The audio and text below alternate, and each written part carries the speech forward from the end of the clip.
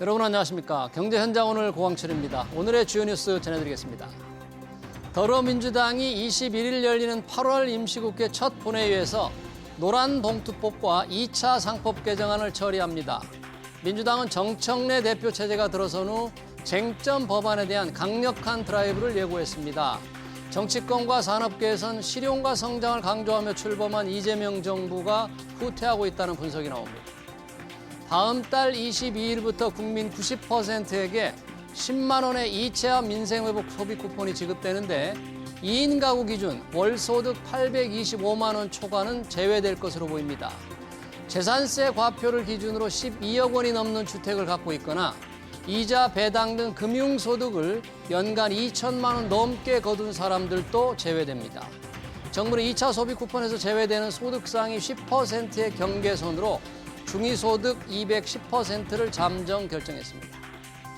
정부가 대형 금융회사들에 부과하는 교육세를 2배로 인상키로 하면서 금융계의 반발이 이어지고 있습니다. 현재 교육세는 금융보험사의 수익금액의 0.5%가 부과되고 있는데 정부는 수익 1조 원 초과분에 대해서는 세율을 1%로 높이기로 했습니다. 금융업계는 교육과 관계없는 금융사의 세율을 올릴 경우 방만하게 운영되는 지방교육재정만 늘려주는 꼴이 될 거라며 반발하고 있습니다. 정부가 지방주택 경기를 살리고 미분양을 해소하기 위한 대책을 또 내놓았습니다. 지방의 준공후 미분양 주택을 매입할 때 세금 부담을 낮춰주고 LH가 사는 준공후 미분양도 3천 가구에서 8천 가구로 확대하기로 했죠. 장기간 침체가 이어지고 있는 지방주택 시장의 숨통이 트일지 집중 진단해서 살펴보겠습니다. 경제현장 오늘은 SBS BJ과 유튜브에서도 실시간 시청 가능합니다. SBS BJ를 다운받아 시청하면 더 많은 정보와 뉴스를 볼 수 있습니다.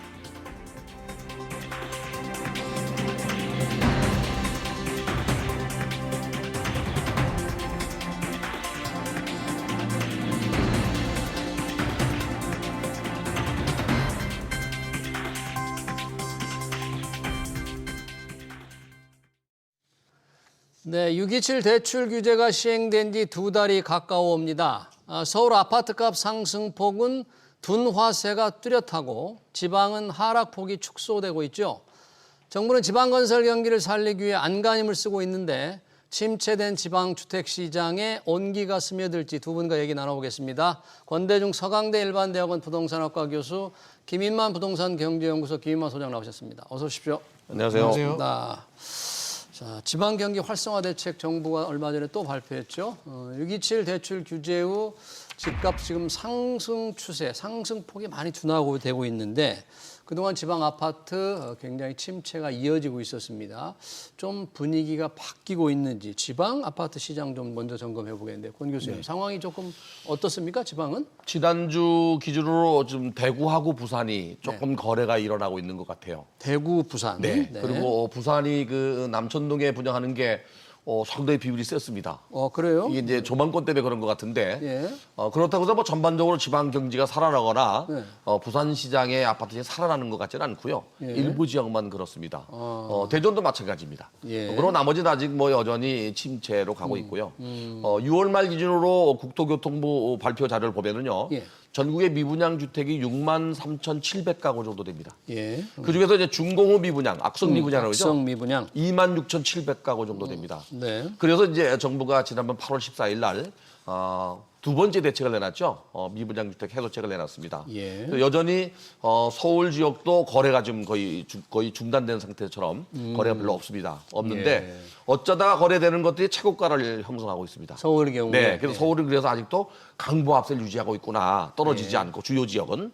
근데 이제 외곽 지역은 오히려 중저가 지역은 오히려 좀 보합세 내지는 약세를 보이고 있어요. 예. 근데 사실은 지난번에 그 대책을 내놓을 때 예. 공시가격 12억 이하는 6억 원까지 대출 주기로 했거든요. 네. 그러면 오히려 중서민들의 중저가 주택은 거래가 될 줄 알았는데 관망세로 같이 돌아서고 있습니다. 관망세. 네. 그래서 앞으로 이제 8월 말 9월 되면서 이사철을 앞두면 이제 어떻게 변할지 좀 봐야 될 것 같습니다. 네, 관망세 속에서 거래가 줄어드는데 지방은 아까 대구, 부산에 아마도 좀 중요 핵심 지역에 조금 뭐 가격이 그렇습니다. 오르는 대구는 그런 지금 수성구가 그렇고요. 수성구. 네. 그리고 부산은 지금 현재 남천동 쪽에 아마 일부 그 수요구 쪽에 그런 것 같습니다. 혹시 뭐 김만수 선생님 의미 있는 이런 대구, 부산의 일부 지역의 상승 또는 회복세가 좀 의미 있다고 봐야 돼요?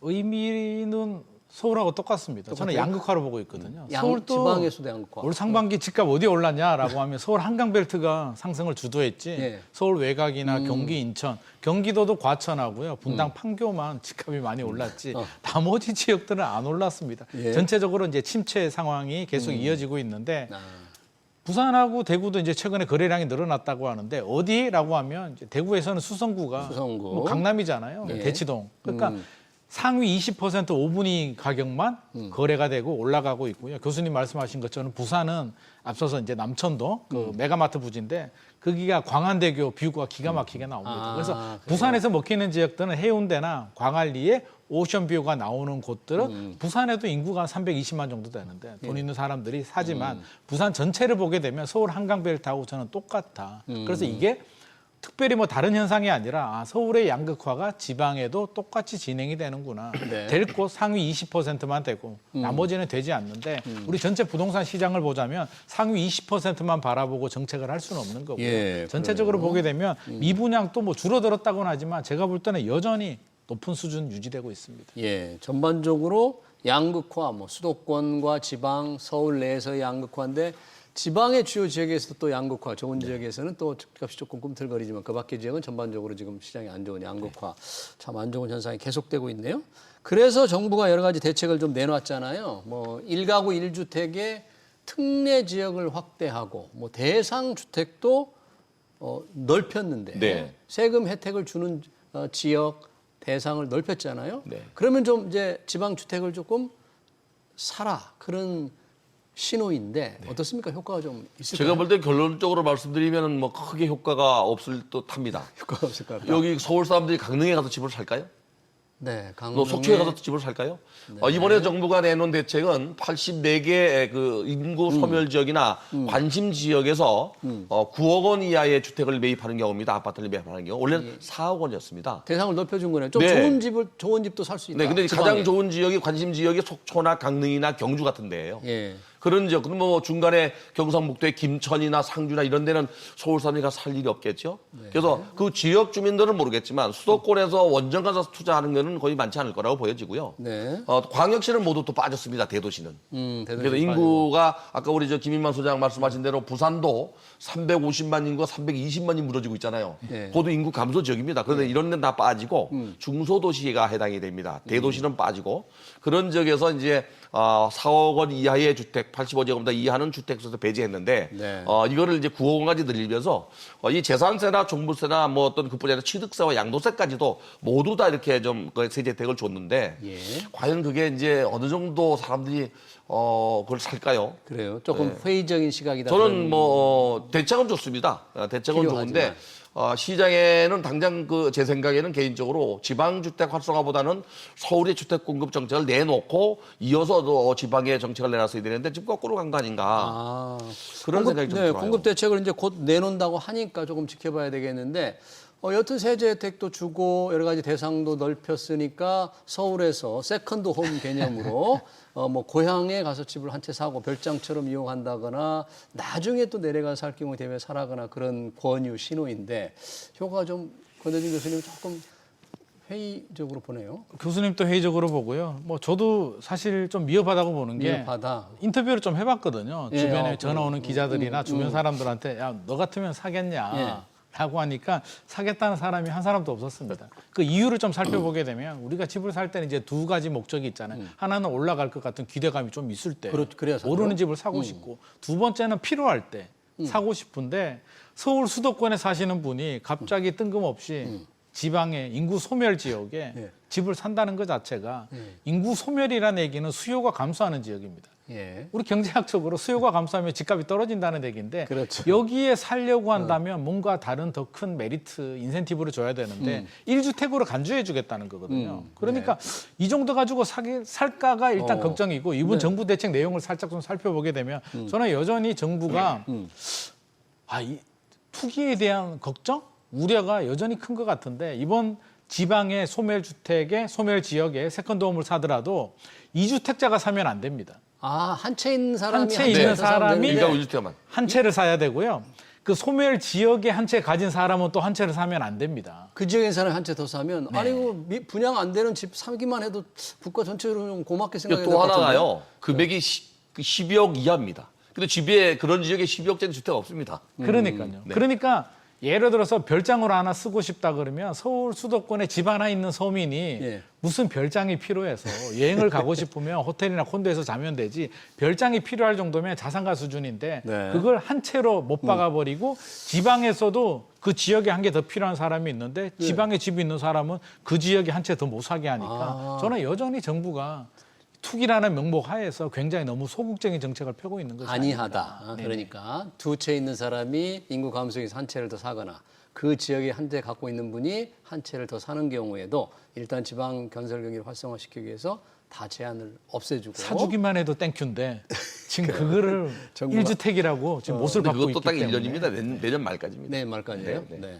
여튼 뭐 정부도 대책을 하나씩 점진적으로 하면서 시장 상황을 봐가면서 뭐 강도를 조금 이것도 안 되면 또 강도를 높일 뭐 준비를 할지도 모르죠. 세금을 더 그렇죠. 깎아주는 방법을. 그래서 사실은 차라리 그 지방의 주택수에 관계없이 국민주택 규모 이하일 경우에는 두 개, 세 개를 사더라도 다 사용 안 하거든요. 어차피 전세로 놓거나 월세로 놓는데 임대사업자 등록을 활성화시키면서 그걸 풀었어야 되는데 집이 있는 사람은 못 사게 하고 또 이것도 기간을 정하고 뭐 이렇게 정하다 보니까 거기 대상자가 많지 않은 거죠. 네, 그러네요. 정부 정책이라는 게 참 여러 가지를 살펴야 되니까 이번에 나온 것 중에도 인구 감소 지역에서 한정하지만 매입형 아파트 10년 민간 임대를 1년간 한시 복원한다. 요거는 뭡니까? 이거 어떤 효과가 있는 거예요? 이거는? 이게 문재인 정부 시절에 이제 처음에는 이제 풀어졌죠. 매입형이 임대. 그러니까 집을 사서 임대 사업자 하시는 분들한테 혜택을 주다가 다주택자 규제를 빠져나가는 이제 틈새라고 해서 규제를 막았는데 이번에 지방에 대해서는 다시 좀 풀어주겠다라고 하는데 이것도 한시적으로 풀어주는 거고요. 예. 결국에는 이제 지방에 교수님 말씀하신 것처럼 여러 채를 사서 임대 사업자를 하라는 건데 생각해 보게 되면 올라가지도 않는 인구 감소 지역에 역시나 이거를 추가로 살 수 있는 사람이 과연 얼마나 될까에 대한 좀 걱정스러운 부분이 있습니다. 네. 그래서 정부가 한 걸음 한 걸음씩 뭔가 대책을 내놓기는 하는데 제가 볼 때는 안타까운 게 우리 앵커님 말씀하셨듯이 내놓고 안 되면 또 추가 대책 내놓고 계속 이런 식으로 내놓고 있는데 저는 차라리 처음부터 충분히 검토를 해서 할 때는 시원하게 한번 딱 쏟아붓고 파격적으로 빨리 네. 해결을 하고 네. 다음 단계로 넘어가야 되는데 지금 미분양 문제를 몇 년째 지금 질질질질 끌고 있는지 이게 좀 안타까운 상황입니다. 예, 지금 미분양 말씀을 하셨는데 이번에 LH가 준공업 미분양, 악성 미분양 매입 물량이 올해 3천 가구인데 내년에 이제 5천 가구를 더 사겠다는 거잖아요.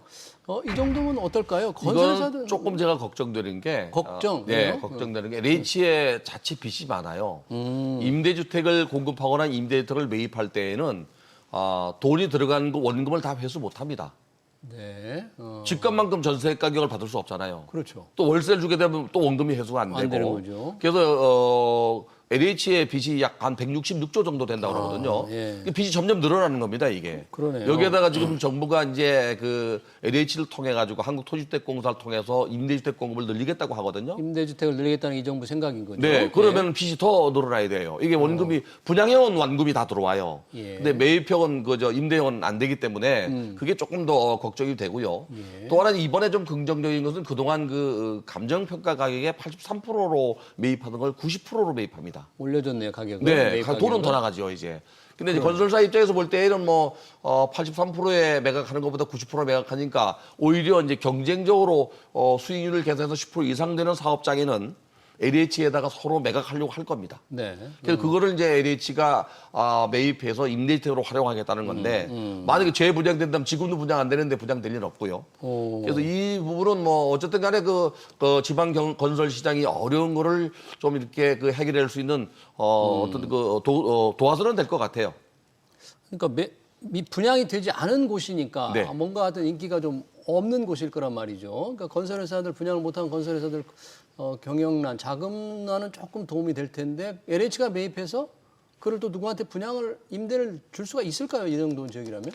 이게 준공업 미분양이 악성 미분양이잖아요. 미분양이 났는 데는 이제 기본적으로 이제 이유가 있는데 기본적으로 부동산 시장이 안 좋아서 미분양이 나게 되면 뭐 골드바도 좀 주고 프로모션 또 하고 활성화하게 되면 6개월, 1년 내에 어느 정도 소진이 되는데 지방 같은 경우는 이게 상당히 오래됐어요. 지금 한 벌써 몇 년입니까? 2022년부터 3, 4년 동안 계속 누적이 되다 보니까 피로감도 누적되어 있고 지방에 있는 자산가들도 최근에 서울 수도권에서 뭔가 자본을 유출해서 사고 싶지 미분양이 많은 지방에 투자 안 하고 싶어 하거든요. 이렇게 수요는 감소되는 상황에서 결국에는 소화가 안 되다 보니 앞서서 이제 여러 가지 세제 혜택이 나왔습니다만 제가 볼 때는 좀 부족해요. 차라리 시장에서 소화할 수 있도록 좀 파격적으로 1년 동안 지방 미분양을 사게 되면 다주택자든 주택수 상관없이 5년간 양도세 면제해 줄게. 취득세도 양도세 면제를 해 면제. 줄게. 라는 좀 파격적인 정책을 나와서 시장에서 소화하도록 해야 되는데 이게 LH가 매입하게 되면 교수님 말씀하신 것처럼 지금 또 빚이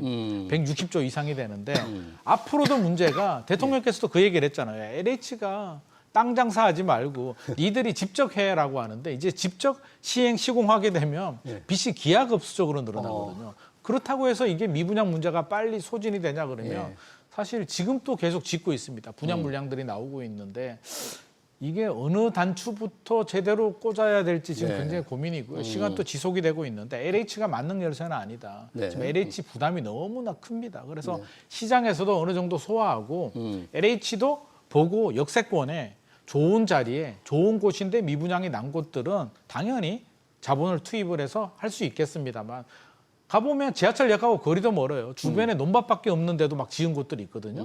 거기에 LH가 매입을 해서 임대를 놓는다고 해서 과연 얼마나 제대로 될까에 대해서 상당히 좀 걱정스럽습니다. 네, 참 정부 돈이 LH라는 게 공사하기 때문에 결국 정부 세금이 들어가니까 무작정 또 많이 사줄 수도 없는 거지 않습니까? 건설회사들이 물건을 만들었는데 분양이 안 된다는 건 물건을 만드는데 안 팔린다는 거잖아요. 시각이 지금 이제 정부가 이번에 또 한 가지 눈을 돌린 게 있어요. 뭐예요? 국유 기금을 통해서 주거용, 상업용, 공업용이나 지어놓고 공실로 발생해서 분양이 안 된 거를 정부가 매입해서 청사나 공공 건물로 쓰겠다고 하는 게 있습니다.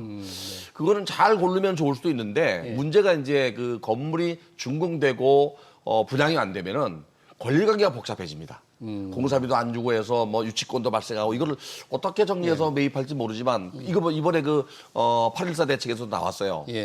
수도권 지역에도 제가 수원 한번 가보니까 깨끗한 건물을 지어놨는데 단 한 가구도 곳도 분양이 안 된 상업용 건물이 있어요. 근데 이런 것들은 이제 가보니까 유치권 뭐 써 있고 막 이런데 이게 권리가 잘 된다 그러면은 방치 건축물을 정리하는 차원에서 가능성이 있는데 일단 발표를 했어요 정부가. 그래서 정부가 부동산을 좀 정상화시키고 살리겠다는 의지는 분명히 있는 것 같습니다. 네, 그런 의지는 있는데 실현이 될지 주택시장과도 조금 관련이 있습니다만은 지방 건설 경기를 활성화시키기 위해서 이번에 발표한 게 또 SOC 사업 예비 타당성 조사라는 게 있습니다. 이 사업을 해도 과연 경제성이 있을지 없을지를 결정하는 대상 규모, 공사 규모가 지금은 500억인데 이걸 이제 1,000억 원으로 높이기로 한 거죠. 1,000억 원 이하는 예비 타당성 조사를 안 하겠다. 좀 정부, 중앙정부 간섭 없이 사업을 하라. 이것도 지금 발표를 했잖아요. 이 부분은 좀 다른 논란이 좀 있는 것 같아요. 이게 예비 타당성 조사라는 게 결국에는 이유가 있잖아요. 야, 사업성이 있느냐. 사업성이 없는 곳은 사업하지 마, 공사하지 마라 하는 신호인데 이걸 면제해 준다는 얘기는 사업성이 되지 않는 곳들을 이제 무분별하게 개발 사업을 하게 되고 나중에 결국에는 적자가 발생하게 되고 그 적자 또 누가 메워주느냐. 또 결국 우리 국민 혈세로 세금으로 메워줘야 되잖아요. 지하철 노선들도 그런 게 상당히 많잖아요.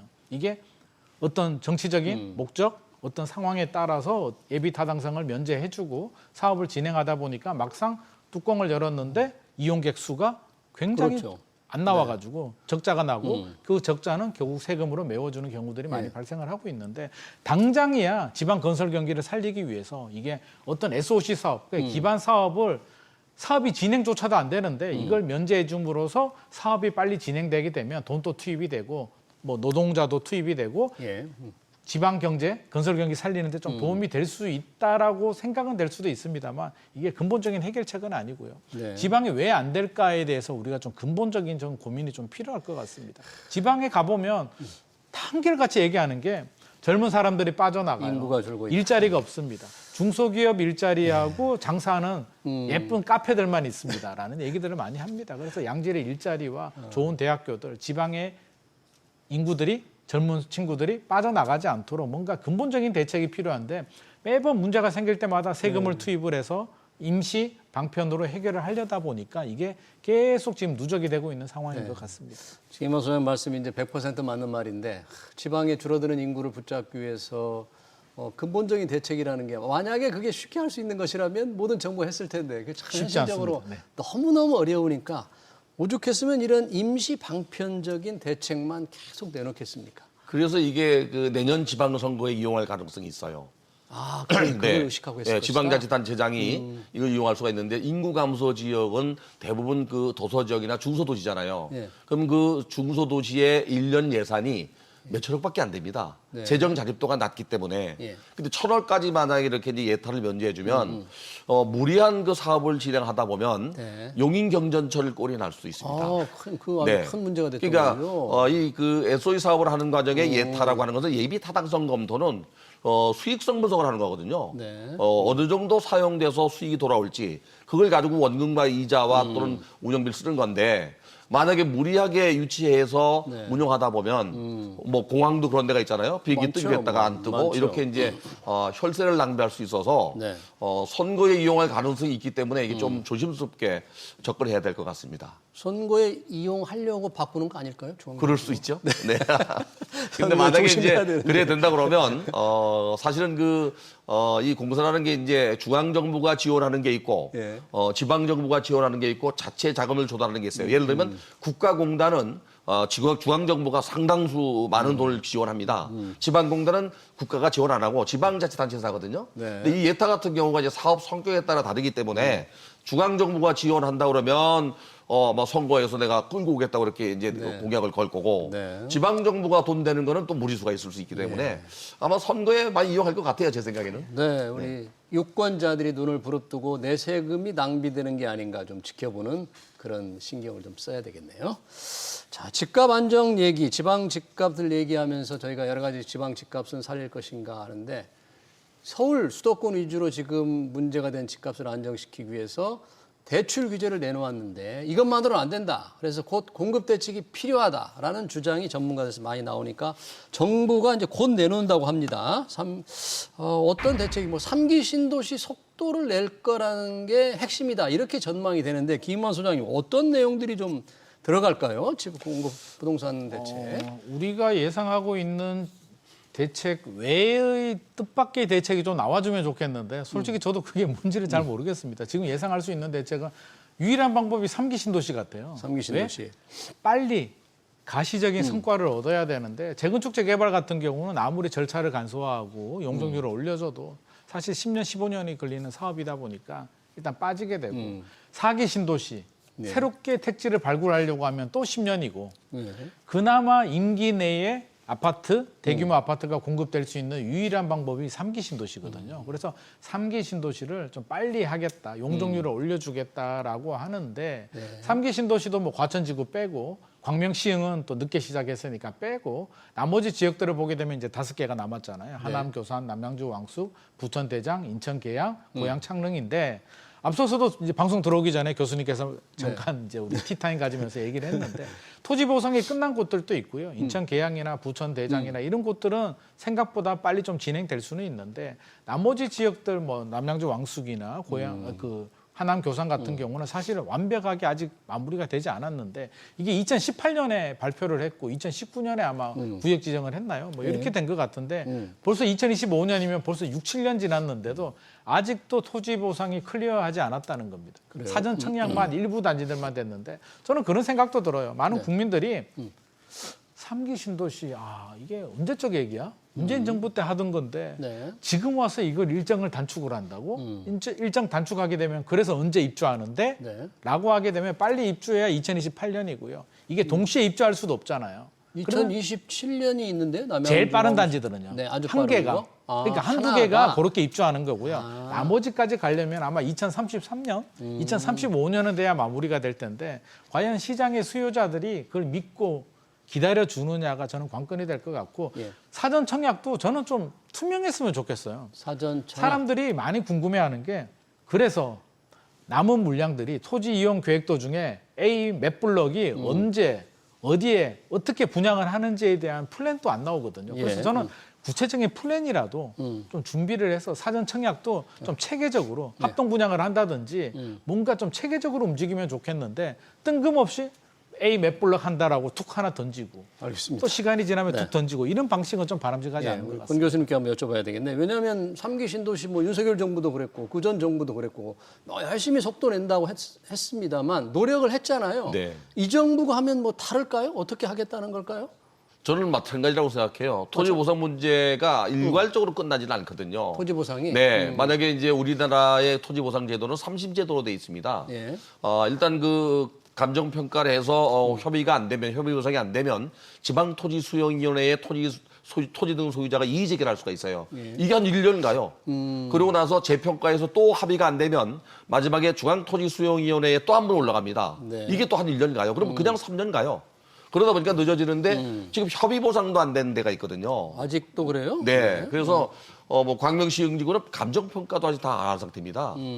그래서 이걸 빨리 진행하되 이게 그 시장을 안정화시키기 위해서는 3기 신도시뿐이 아니라 다른 것도 좀 같이 진행돼 있다고 봐요. 어떤 게 필요할까요? 이재명 대통령이 후보 시절에 도심지의 정비 사업 규제 완화를 통해서 공급하겠다고 했거든요. 규제 완화. 네. 그리고 또 하나는 이제 도심 복합 개발이나 역세권 개발도 활성화시키겠다.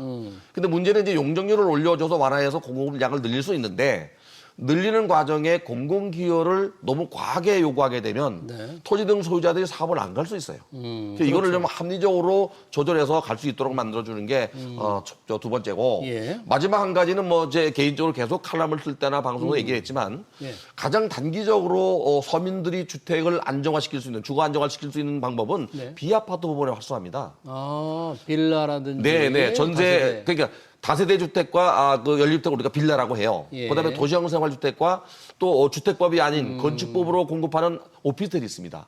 이거는 단기적으로 짧으면 3개월, 길어도 6, 7개월에 입주가 가능합니다. 근데 왜 이걸 그 공급을 못 하냐면 당장 뭐 분양이 되고 이익이 남으면 건설사들이 분양하겠죠. 예. 전세 사고가 여기서 많이 났어요. 전세 사고. 그래서 정부가 전세 제도에 대해서 뭐 보증을 강화하겠다고 발표를 했는데 아직 대책이 안 나왔어요. 예. 그래서 전세 제도에 대한 강한 그 보호 대책이 나온다면 비아파트 부분의 활성화가 필요하다. 그러면 시간을 좀 단축시킬 수 그렇죠. 있다. 근데 이걸 가지고 시장을 안정화시키고 예. 좀 더 고급 아파트를 원하는 사람들은 3기 신도시나 정비 사업을 또 바라볼 수 있게 해준다면 네. 단기적인 대책과 중장기 대책을 나누어서 정부가 좀 추진하면 어떨까 하는 생각이 들어요. 재건축 규제 완화 필요하다고 말씀하셨는데 지금 정부와 여당의 기본적인 입장이 과연 재건축 규제 관련 여러 가지 세제나 규제를 완화하겠다는 입장인지 아닌지가 조금 불투명하지 않습니까? 예를 들면은요, 역세권 개발이나 도심 복합 개발 같은 경우는 예를 들어 주거 지역의 3종 주거 지역의 용적률이 250%입니다. 수도권 정비 계획법상 여기는 과밀역 적권역이기 때문에.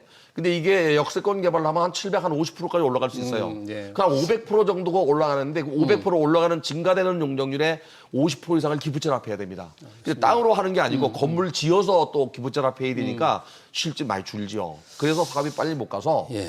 정부의 규제 완화가 좀 그 토지 등 소유자들과 합의해서 합리적인 방법에서 끝나야 공급이 늘지 않겠나 하는 생각이 들어요. 정말 이제 공급 대책, 정부가 발표한 공급 대책의 내용이 어떤 것이냐에 따라서 그게 시장에 미치는 영향이 좀 다를 텐데요. 그런 전제 조건 때문에 이 부동산 시장 전망하기가 좀 쉽지는 않습니다. 그런 627 대출 규제가 지금 시행되고 있고 공급 대책에 따라서 혹시 집값을 어떻게 전망해 볼 수가 있어요, 앞으로?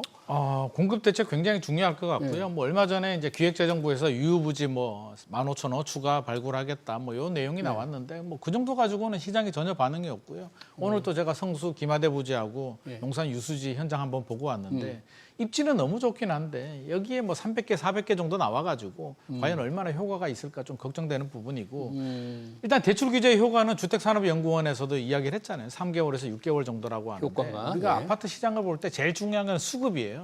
수요와 공급. 근데 서울 수도권에 몰려드는 수요 대비 공급이 부족하다는 이 팩트에 대해서는 이게 단기간에 해결이 될 수는 없는데 그러면 문재인 정부 시절에 우리가 수많은 대책을 보면서 국민들이 실망이 많이 누적이 됐기 때문에 이번에는 오래 기다려주지는 않을 것 같습니다. 후속 대책이 어떻게 제대로 나오느냐에 따라서 국민들이 기대하고 마음에 신뢰를 얻을 수 있는 대책이 나온다면 심리적인 안정을 찾을 수는 있는데 네. 뚜껑을 딱 열어봤는데 기존에 많이 보던 똑같은 패턴의 될지 안 될지도 모르는 그런 대책이 발표가 됐다라고 한다면 시장의 수요자들은 이제 더 이상 기다려주지 않을 것 같습니다. 네. 굉장히 중요하기 때문에 후속 대책 꼼꼼하게 잘 만들어야 될 것 같습니다. 권대중 교수님 마지막으로 네. 지금 이 정부가 부동산 세금으로 집값을 잡지 않겠다 이런 얘기는 계속 하고 있잖아요. 네. 실제 세율은 조정하지 않을 것 같은데 네. 이 공시가 현실화율을 조금 높일 거다. 그건 확실할 것 같습니다. 확실합니까? 네. 왜 이렇게 하는 걸까요? 이게?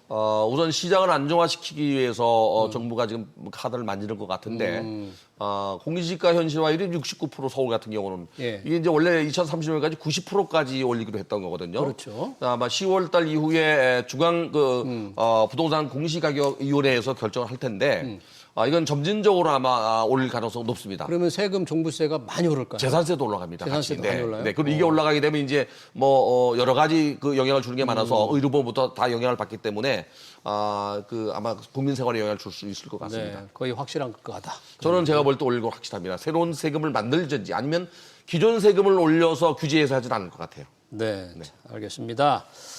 지방 건설 경기 활성화 대책과 최근 부동산 시장 동향 그리고 공급 대책 얘기까지 관련 토론 여기서 마치도록 하겠습니다. 지금까지 권대중 서강대 일반대학원 부동산학과 교수 김인만 부동산경영연구소 김인만 소장이었습니다. 두 분 고맙습니다. 감사합니다. 네.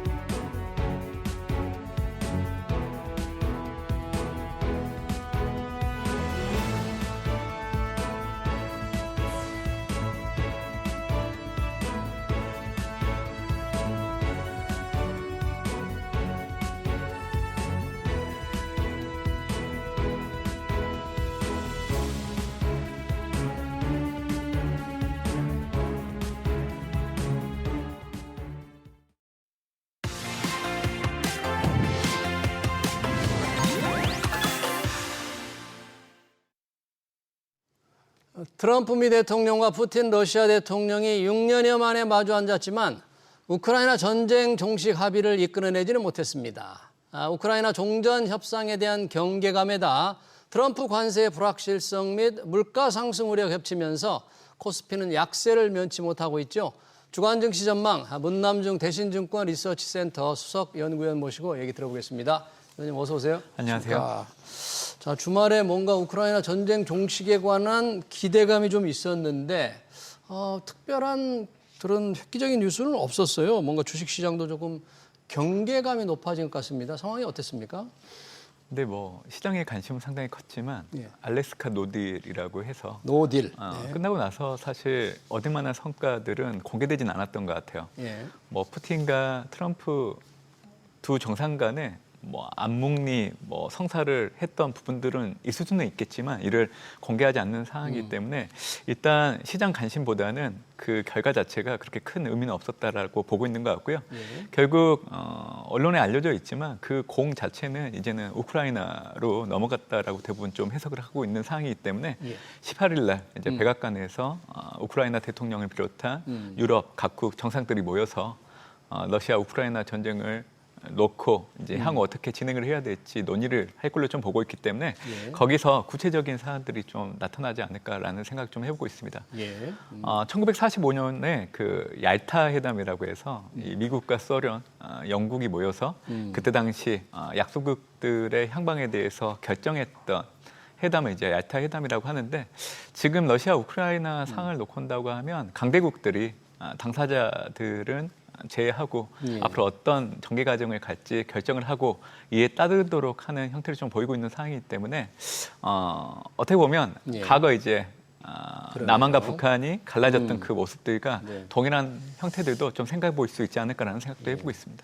약소국의 참 불행한 운명을 보고 있는데 젤렌스키 우크라이나 대통령이 트럼프와 만나서 만약에 자기 땅을 러시아에 양보하라는 압력을 받아들인다면 뭔가 이 전쟁 종식에 관한 뭐 협의가 좀 이루어질 텐데 그걸 또 받을 수 없다. 우리는 양보할 수 없다는 게 지금 입장이기 때문에 참 이게 어떻게 맞습니다. 결과가 나올지 그에 따라서 시장이 뭐 우리 같은 경우 좀 방산주에 영향을 미칠 거다 이렇게 투자자들이 조금 많은 예상을 좀 했잖아요. 근데 지금으로 봐서는 아직 예측하기가 좀 어렵습니다. 현재는 시장에 미치는 영향은. 뭐 지금 당장은 러시아, 우크라이나 뭐 종전과 관련된 협상들이 빠르게 전개되는 상황은 아닌 것 같아요. 뭐 시장에서는 러시아, 미국 대통령 정상 간 회담을 두고 예. 방산 관련된 모멘텀을 좀 기대했던 부분들은 있지만 예. 지금은 좀 섣불르다는 생각을 좀 해보고 있고요.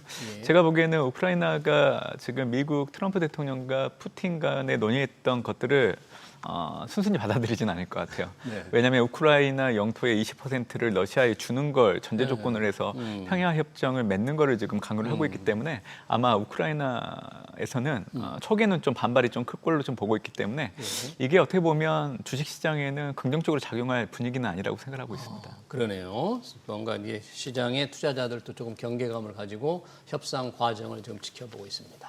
사실 증시에 영향을 미치는 중요한 변수가 9월 연준 FOMC의 금리 결정입니다. 얼마 전까지만 해도 이 빅컷 0.5%포인트 인하 가능성까지 거론됐는데 또 최근에 발표된 물가지수만 보면 빅컷은 상당히 기대하기 어렵다. 뭐 이렇게 지금 예상이 되고 있다면서요? 어떻습니까? 네, 최근에 미국 경제 지표를 보면 7월 고용 쇼크를 통해서 9월 FOMC 금리 인하는 거의 기정사실화됐고요. 예. 시장에서는 이제 B컷 50bp 인하까지 기대하는 그런 목소리가 커져서 증시가 올라가는데 긍정적인 역할을 해줬지만 최근에 발표된 물가 지표 중에 하나인 7월 생산자 물가 같은 경우에는 예. 연준이 금리 인하를 단행하면 안 된다라는 거를 또 암묵적으로 좀 시사한 해석이 있었기 때문에 9월 달에 금리 인하를 하더라도 이제 50bp보다는 25pp 정도로 하지 않을까 약간 분위기는 반전되고 있는 상황입니다.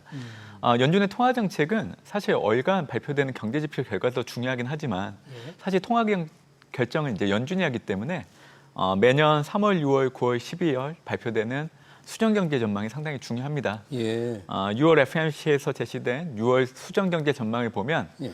3월에 발표된 수치가 변함이 없었던 부분들이 올해 연준이 생각하고 있는 최종 정책 금리의 중위값 이게 3.9 그대로 유지됐기 때문에 연준은 기본적으로 남아있는 기간 동안에 50bp 인하하겠다라는 거를 암묵적으로 얘기하고 있는 상황이고요. 예. 가장 중요한 거는 레인지인데 레인지 하단 역시 3.6 기존의 3월 수치와 변함없이 유지됐기 때문에 사실 상황에 따라서는 75pp까지 인하할 수 있는 메커니즘을 연준도 지금 생각을 하고 있는 겁니다.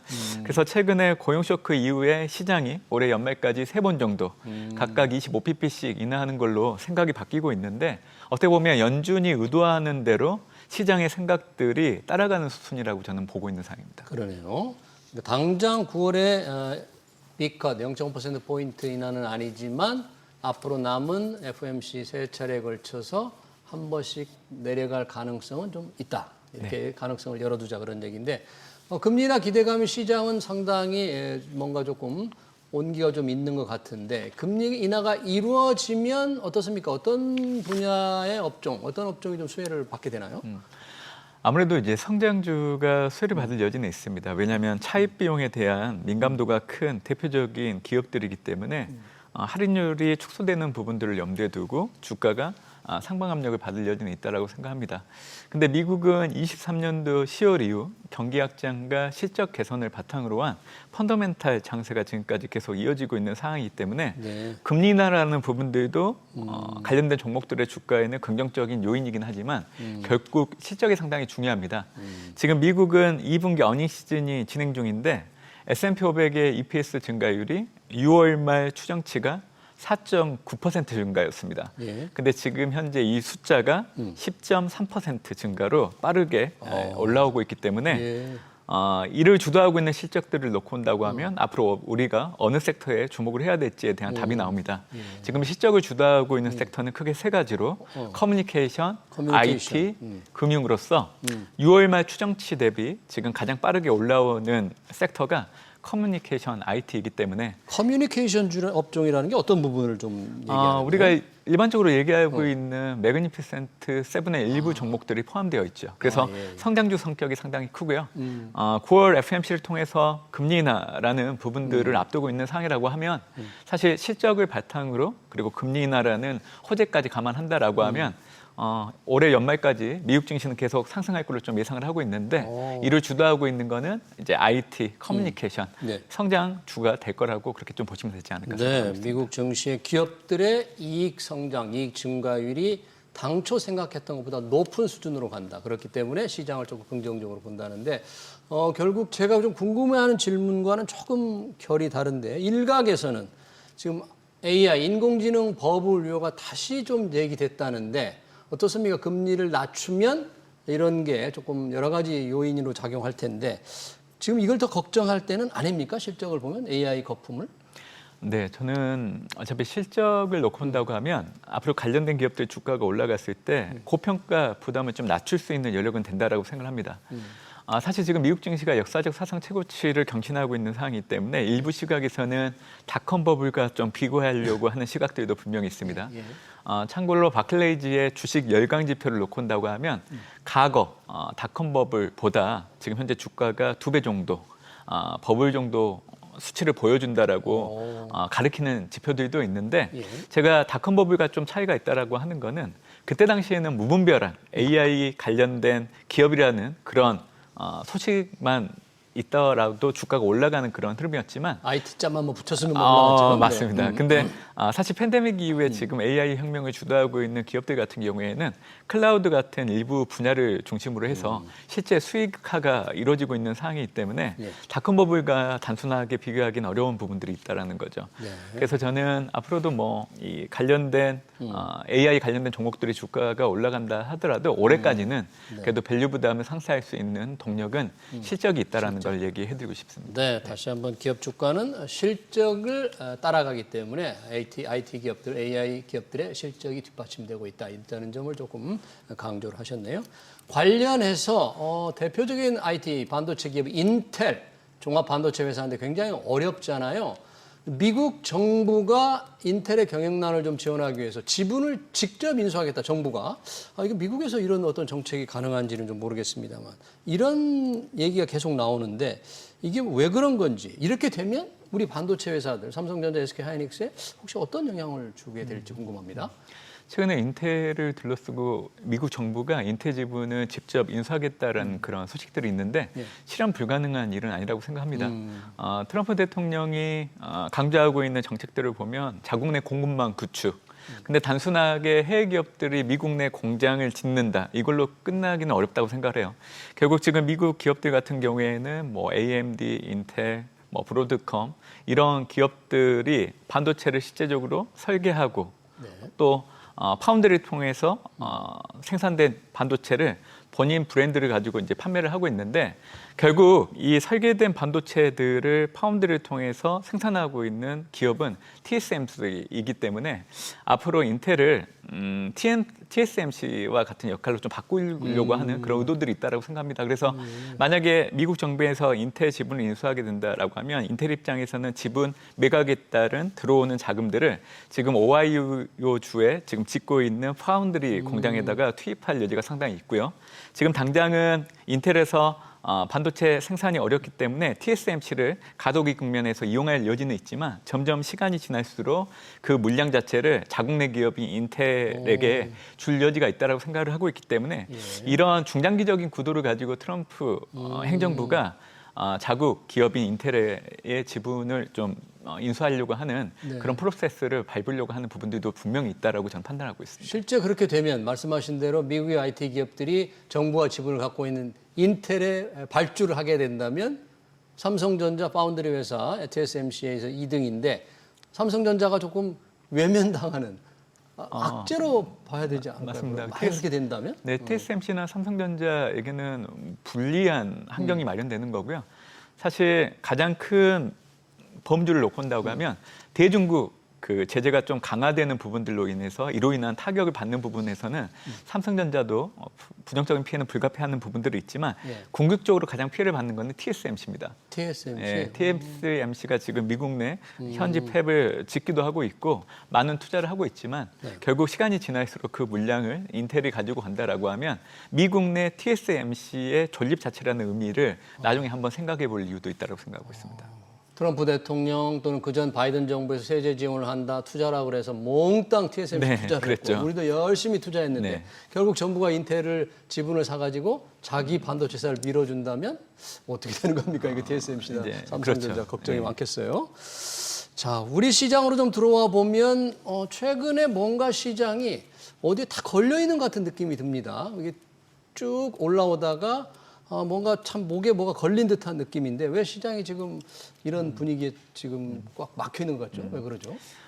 사실 21년에서 24년도 그 월별 코스피 수익률을 보면 계절적으로 8, 9월 달은 쉬어가는 모습들이 좀 뚜렷하게 나타났기 때문에 네. 지금 8월 다음 달 같은 경우에는 좀 국내 증시가 쉬어갈 그 패턴 구간에 있다라는 거를 좀 먼저 얘기를 해드리고 싶고요. 계절적으로. 네. 네.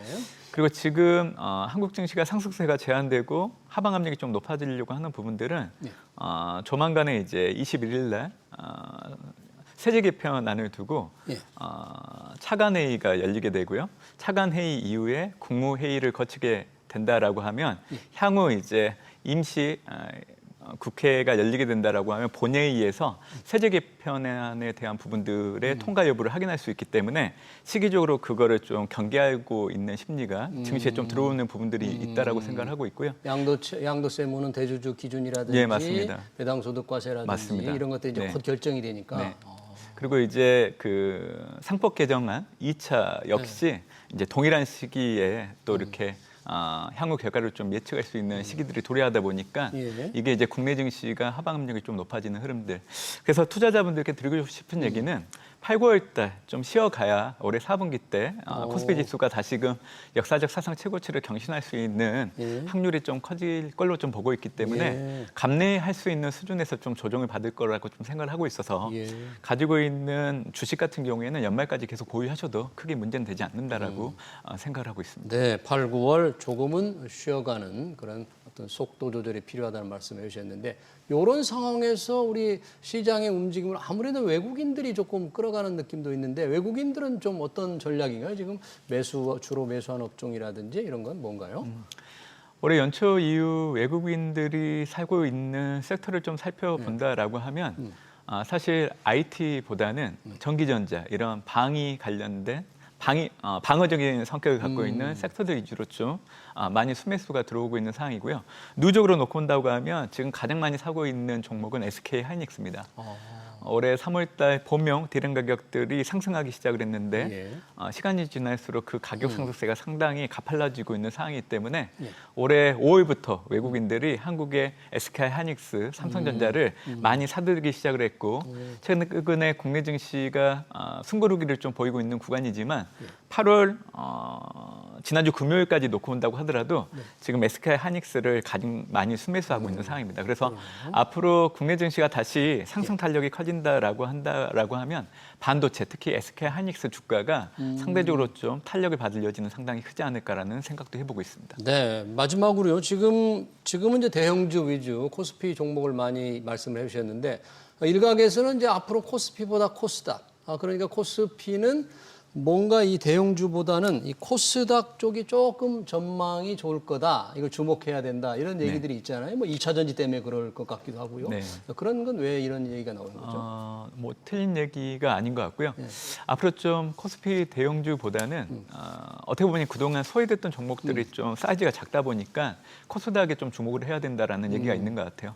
최근에 세계 배터리 생산 최대 업체인 CATL 같은 경우에는 네. 립튠 생산 강산을 3개월 정도 생산을 중단하는 부분들이 최근에 리튬 원재료뿐만이 아니라 2차 전지주의 모멘텀이 되고 있는 상황이기 때문에 아직 업황이 완전히 돌아서진 않았지만 주가는 이에 앞서서 좀 움직일 수 있는 걸 염두에 둔다라고 하면 앞으로 국내 증시에서 투자하는 대상을 찾는다라고 하면 리튬과 2차 전지 관련된 종목이나 ETF에 투자하는 것들이 올해 연말을 놓고 본다고 하면 좋은 성과를 거둘 수 있는 한 가지 기회가 되지 않을까라고 생각을 하고 있습니다. 네, 잘 들었습니다. 주간 증시 전망 지금까지 문남중 대신증권 리서치센터 수석 연구위원이었습니다. 고맙습니다. 감사합니다.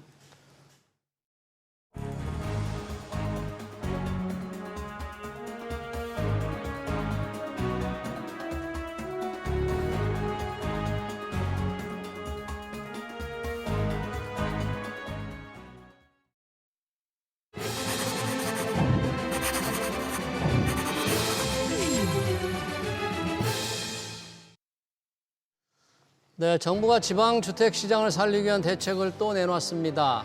한 채를 더 사더라도 1주택으로 인정해 세금을 줄여주는 지역을 늘리고 대상 주택도 확대합니다. 수요가 적은 곳에 너무 많이 아파트를 지은 게 침체의 가장 큰 원인입니다. 세금 조금 깎아준다고 없는 수요가 살아날지는 의문입니다. 인구가 늘지 않으면 백약이 무효겠죠. 기업이 들어와야 하고 거기서 일하겠다는 젊은이들이 생겨나야만 아파트 수요는 늘어납니다. 정말 어려운 일이지만 그 방법 외에는 없습니다. SBS BG 경제 현장을 여기서 마치겠습니다. 시청해주신 여러분 고맙습니다.